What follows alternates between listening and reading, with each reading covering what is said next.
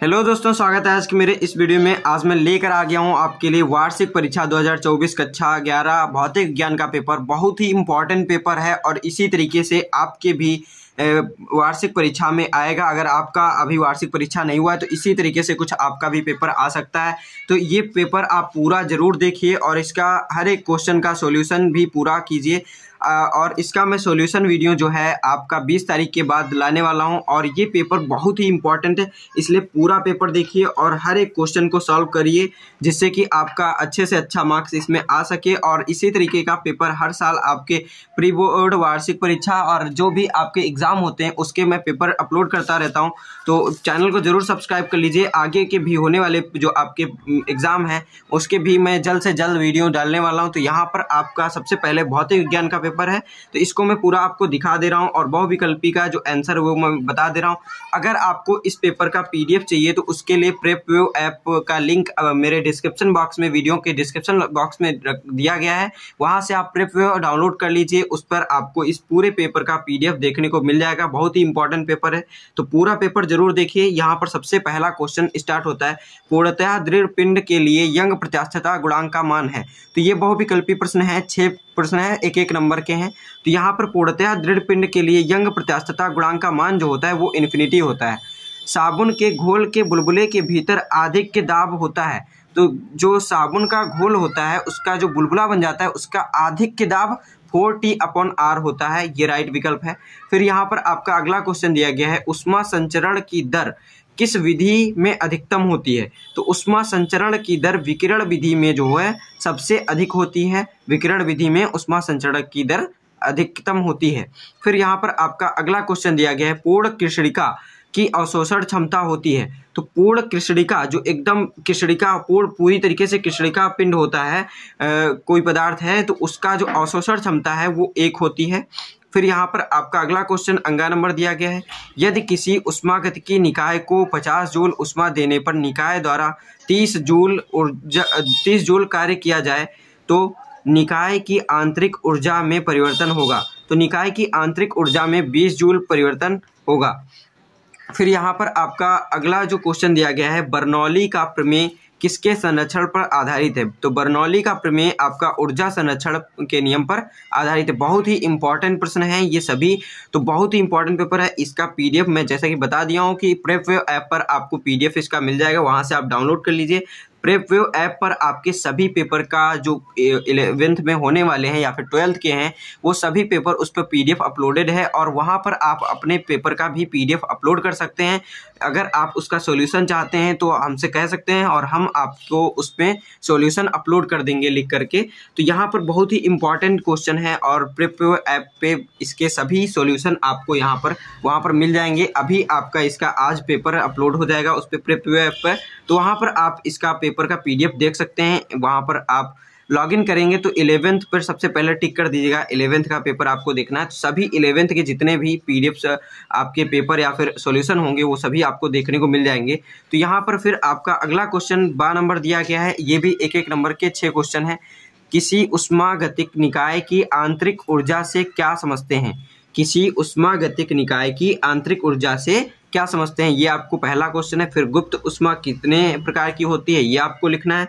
फिर यहाँ पर ग नंबर क्वेश्चन पूछा गया है, स्टीफन नियतांक सिग्मा का मात्रक लिखिए। जो आपका स्टीफन नियतांक सिग्मा होता है उसका मात्रक आपको लिखना है। फिर तरल पदार्थ क्या होता है, तरल पदार्थ क्या है ये आपका क्वेश्चन है। फिर आपका यहाँ पर भंजक प्रतिबल से क्या तात्पर्य है, भंजक प्रतिबल से क्या तात्पर्य है। फिर गैस की 2 विशिष्ट उष्माओं में संबंध लिखिए। बहुत ही इंपॉर्टेंट, हर एक इम्पॉर्टेंट क्वेश्चन है तो बहुत ही ज़रूरी है, ये पेपर ज़रूर पूरा आप देखिए।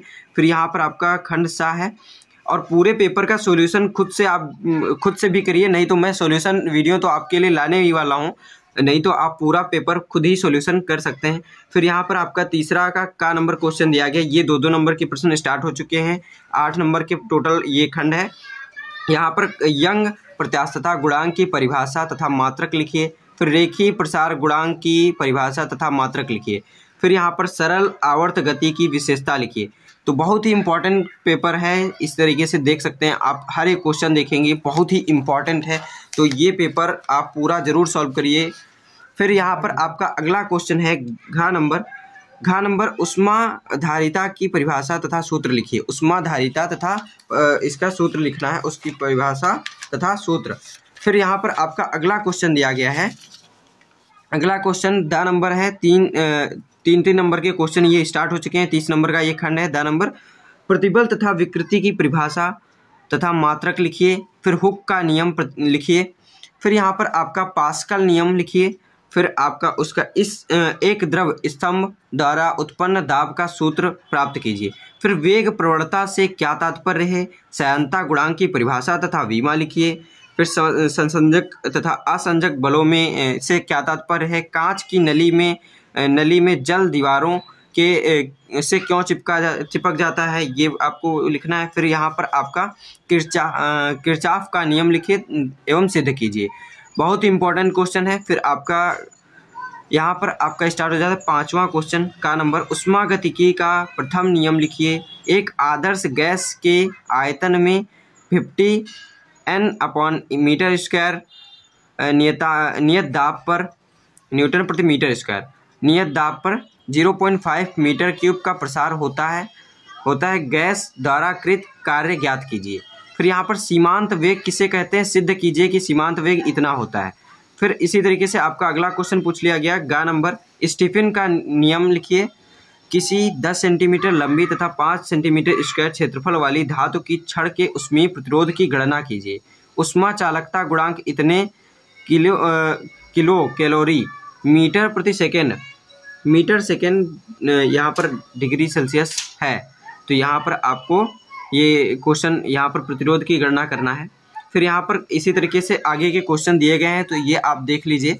फिर इसी तरीके से 5-5 नंबर के 4 क्वेश्चन दिए गए हैं, यहाँ पर 5-5 नंबर के 4 क्वेश्चन इस तरीके से। फिर आपका अगला यहाँ पर क्वेश्चन है, प्रत्यास्थता की सीमा से क्या समझते हैं, सिद्ध कीजिए।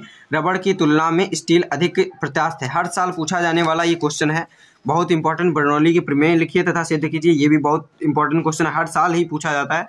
फिर यहाँ पर आपका सहायता गुणांक का सूत्र एवं विमाएं लिखिए। आदर्श द्रव के अविरत प्रवाह का समीकरण सिद्ध कीजिए। फिर यहाँ पर इसी तरीके से आपका अगला क्वेश्चन दिया गया है, केशिकत्व से क्या तात्पर्य है, केश नली में चढ़े द्रव की ऊंचाई का सूत्र निगमित कीजिए। इसी तरीके से आपके ये भी क्वेश्चन है, बहुत ही इंपॉर्टेंट क्वेश्चन है। हर एक क्वेश्चन आप सॉल्यूशन जरूर करिए, नहीं तो इसका सॉल्यूशन आप प्रेपव्यू ऐप जरूर डाउनलोड कर लीजिए। उस पर हर एक क्वेश्चन का आपको सॉल्यूशन देखने को मिल जाएगा। बहुत ही इंपॉर्टेंट क्वेश्चन पेपर है। तो मिलते हैं अपने अगले वीडियो में, तब तक के लिए धन्यवाद।